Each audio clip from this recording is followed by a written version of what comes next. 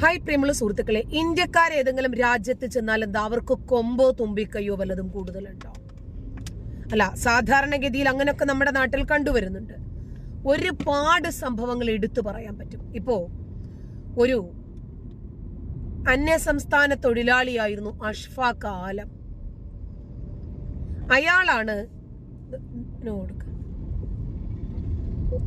അയാളാണ് നമ്മുടെ നാട്ടിൽ വന്നിട്ട് ചാന്ദിനി എന്ന് പേരായിട്ടുള്ള 5 വയസ്സുകാരിയെ കൊണ്ടുപോയി എന്താ ചെയ്തതെന്ന് നമുക്കറിയാമല്ലോ. ആലുവയില് അയാൾക്കു വേണ്ടി ഇവിടെ ബോച്ചയെ പോലെ ഒരാളോ അതല്ലെങ്കിൽ അങ്ങനത്തെ ഏതെങ്കിലും ഒരു കോടീശ്വരനായ വ്യവസായിയോ അഷ്ഫാഖ് ആലത്തെ രക്ഷപ്പെടുത്തുന്നതിന് വേണ്ടി ഒരു പിരിവിനിറങ്ങിയാൽ എന്തായിരിക്കും നമുക്ക് പറയാനുണ്ടാവുക?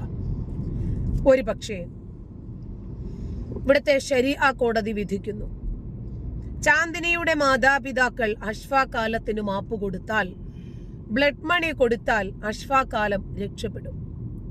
നമ്മുടെ നാട്ടുകാർ എന്ത് സമീപനം സ്വീകരിക്കുമെന്ന് പറയണ്ട, ചിന്തിച്ചാൽ മതി. സൗദിയിലെത്തിയ അബ്ദുൾ റഹീം അനസ് എന്ന് പറയുന്ന പയ്യനെ തല്ലിക്കൊന്നു FIR ഉള്ളത് ആണല്ലോ. അയാൾ സമ്മതിച്ചതാണ് എന്താണ് അയാൾ ചെയ്തത്. അയാളുടെ അടി കൊണ്ടിട്ടാണ് 15കാരൻ തീർന്നത് എന്നത് FIR വ്യക്തമായിട്ടുണ്ട്. ആ കുട്ടി ഒരു എക്യുപ്മെന്റ്സിന്റെ സഹായത്തോടു കൂടിയായിരുന്നു ശ്വസിച്ചു കൊണ്ടിരുന്നത്.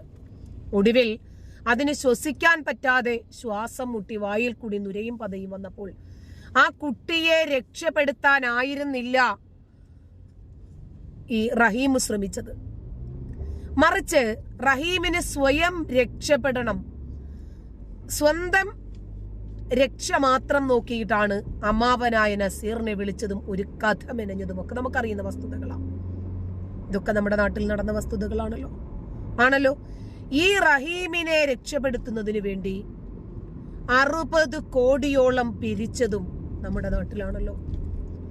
ആ റഹീമിന്റെ മനുഷ്യാവകാശത്തിന് വേണ്ടി സംസാരിക്കാൻ, റഹീമിന്റെ കണ്ണീരു വാർക്കുന്ന ഉമ്മയെ കുറിച്ച് സംസാരിക്കാൻ റഹീമിന്റെ ആക്ഷൻ കൗൺസിലായി, കോടികൾ രൂപീകരിക്കലായി, സ്വരൂപിക്കലായി.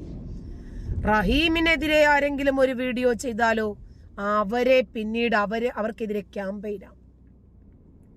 ഇപ്പോ എന്റെ ചാനൽ പൂട്ടിക്കാൻ വേണ്ടിയിട്ട് എത്ര വാട്സപ്പ് കൂട്ടായ്മകൾ ഉണ്ടെന്ന് അറിയാമോ? ഒരുമിച്ച് റിപ്പോർട്ട് അടിക്കാൻ ചില ആളുകൾ ക്യാമ്പയിൻ നടത്തുവാണ്. അതുപോലെ വക്കീലന്മാരുടെ ഓർഗനൈസേഷൻ ഉണ്ടാക്കുവാണ്. എന്തിനാണെന്നറിയാമോ? ജാമിദായെ നിയമപരമായി നേരിടണമെന്ന് പറഞ്ഞിട്ട്. കാരണം ഒരു മതത്തെ അവഹേളിച്ചു കൊണ്ടിരിക്കുന്നു. ഇതാണ് അവർക്ക് പറയാനുള്ളത്. നിങ്ങൾ കോടതിയിൽ കേസുമായിട്ട് പോയാലല്ലേ എനിക്കും എന്റെ വസ്തുതകൾ പറയാൻ പറ്റൂ. എന്റെ ഭാഗം എന്താണ് എന്ന് എനിക്ക് പറയണ്ടേ? ഞാനും ഈ മതത്തിന്റെ വക്താവാണല്ലോ. ഇതൊരു മതവിമർശനത്തിന്റെയോ മതസ്പർദ്ധയുടെയോ രീതിയിലേക്ക് വരില്ലല്ലോ. അപ്പോ ചില ആളുകള്, വക്കീലന്മാർ ഒരു ഭാഗത്ത്, കുറെ യൂട്യൂബർമാർ ഒരു ഭാഗത്ത്, പിന്നെ സാധാരണക്കാരായ ആളുകൾക്ക് ക്യാമ്പയിൻ നടത്താൻ വാട്സപ്പ് കൂട്ടായ്മകൾ, പബ്ലിക് പ്ലാറ്റ്ഫോം. കാരണം ജാമിദായെ ഇല്ലാതാക്കണം. ജാമിദയുടെ ചാനൽ പൊട്ടി. ജാമിദ ഈ ചാനൽ കണ്ടിട്ട് ഇറങ്ങിയതല്ല ഇസ്ലാമിനെ വിമർശിക്കാനൊന്നും. അപ്പോ ഇവരുടെ ഇത്തരം വ്യത്യസ്തമായ നയങ്ങളും നീതികളും തുറന്ന് പറയേണ്ടി വരും. അതൊരു പക്ഷേ നിങ്ങളെ ഇഷ്ടപ്പെടുത്തിയാലും ഇഷ്ടപ്പെടുത്തിയിട്ടില്ലെങ്കിലും എന്നെ സംബന്ധിച്ചിടത്തോളം അത് വിഷയമല്ല. എൻ്റെ മനസ്സിൽ നല്ലത് എന്ന് തോന്നുന്ന വസ്തുതകൾ ഞാൻ പറയും. കാരണം എനിക്കൊരു നൈതികതയുണ്ട്. എൻ്റെ മനസാക്ഷിയുടെ കോടതിയിൽ ഞാൻ എപ്പോഴും വിചാരണ ചെയ്യപ്പെട്ടുകൊണ്ടിരിക്കുന്ന ആളാണ്. ആർക്കും മേലെയല്ല ഞാൻ.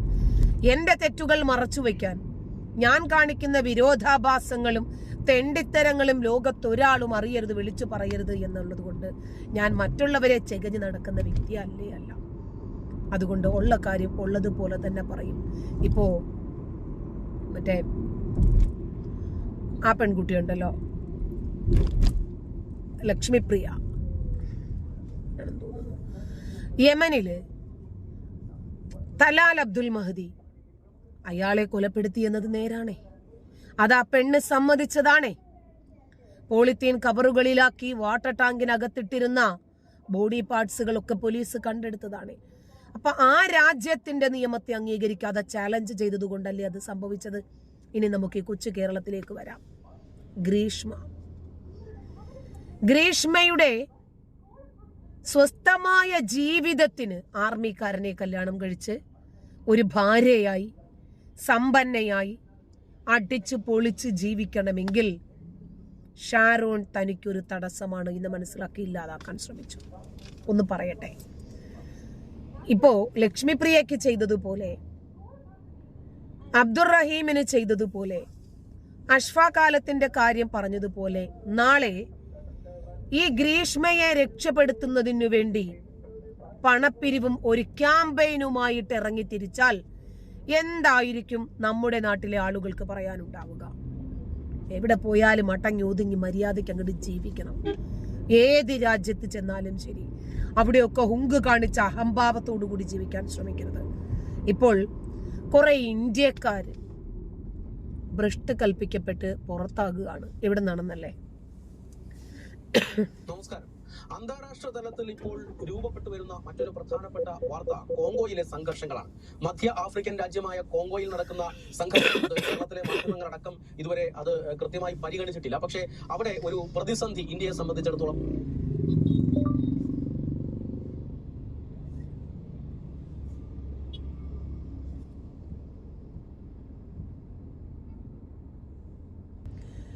എവിടെ ഇപ്പൊ ബംഗ്ലാദേശികളെ നമ്മുടെ രാജ്യത്തെ എങ്ങനെയാ കാണുന്നത്? ഇനിയിപ്പോ കുറച്ച് പാകിസ്ഥാനികളെയും അഫ്ഗാനികളെയും ഈ അന്യസംസ്ഥാന തൊഴിലാളികൾക്കിടയിൽ കണ്ടെത്തി എന്ന് വിചാരിക്കുക. അവർക്കെതിരെ നമ്മുടെ രാജ്യം സ്വീകരിക്കുന്ന നിലപാട് എന്തായിരിക്കും അവരുടെ നയം? അതുപോലെ തന്നെയല്ലേ അനധികൃതമായി നമ്മുടെ രാജ്യത്തെ ആളുകൾ എവിടെ കയറിയാലും ശരി. ഇപ്പോൾ രൂപപ്പെട്ടു വരുന്ന മറ്റൊരു പ്രധാനപ്പെട്ട വാർത്ത കോങ്കോയിലെ സംഘർഷങ്ങളാണ്. മധ്യ ആഫ്രിക്കൻ രാജ്യമായ കോങ്കോയിൽ നടക്കുന്ന സംഘർഷം അത് കേരളത്തിലെ മാധ്യമങ്ങളടക്കം ഇതുവരെ അത് കൃത്യമായി പരിഗണിച്ചിട്ടില്ല. പക്ഷേ അവിടെ ഒരു പ്രതിസന്ധി ഇന്ത്യയെ സംബന്ധിച്ചിടത്തോളം ഉണ്ട് എന്നുള്ളതാണ്. ആ പ്രതിസന്ധി എന്ന് പറയുന്നത് അവിടുത്തെ ഇന്ത്യക്കാർ, അവിടെ താമസിക്കുന്ന ഇന്ത്യക്കാർ തന്നെയാണ്. വലിയ സംഘർഷമാണ്, ആഭ്യന്തര സംഘർഷമാണ് കോങ്കോയിൽ പൊട്ടിപ്പുറപ്പെട്ടിരിക്കുന്നത്. M23 എന്ന പേരിൽ അറിയപ്പെടുന്ന ഒരു വിമത സൈന്യമാണ് ഇപ്പോൾ കോങ്കോ പിടിച്ചെടുക്കുന്നതിന്റെ അരികിലെത്തി നിൽക്കുന്നത് എന്നാണ് ലഭിക്കുന്ന റിപ്പോർട്ടുകൾ. അവിടുത്തെ കോങ്കോയിലെ ഇന്ത്യൻ എംബസി തന്നെ ഇന്ത്യക്കാരോട് അടിയന്തരമായി കോങ്കോ വിടാനാണ് നിർദ്ദേശം നൽകിയിരിക്കുന്നത്. അതായത് ഈ വിമത സൈന്യം ഇപ്പോൾ കോങ്കോയുടെ തലസ്ഥാനമായ ഗോമയ്ക്ക് അരികിലേക്ക് എത്തിയിട്ടുണ്ട്.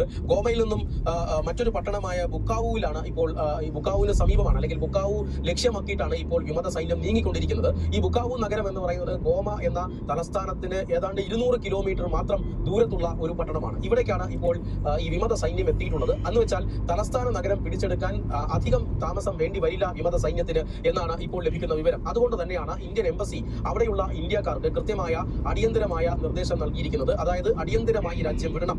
അത് മാത്രമല്ല ഈ കോങ്കോയിലേക്കുള്ള യാത്രയും മാറ്റിവെക്കണം. അവിടെ മറ്റു രാജ്യങ്ങളിൽ നിന്നും കോങ്കോയിലേക്ക് എത്താൻ ഉദ്ദേശിക്കുന്ന ഇന്ത്യക്കാർ അവരുടെ യാത്രയും മാറ്റിവെക്കണം എന്നാണ് ഇപ്പോൾ ഇന്ത്യൻ എംബസി നൽകിയിരിക്കുന്ന നിർദ്ദേശം. അത്രമാത്രം അപകടകരമാണ്. ബുക്കാവു വരെ ഈ സൈന്യം എത്തിയിട്ടുണ്ട്.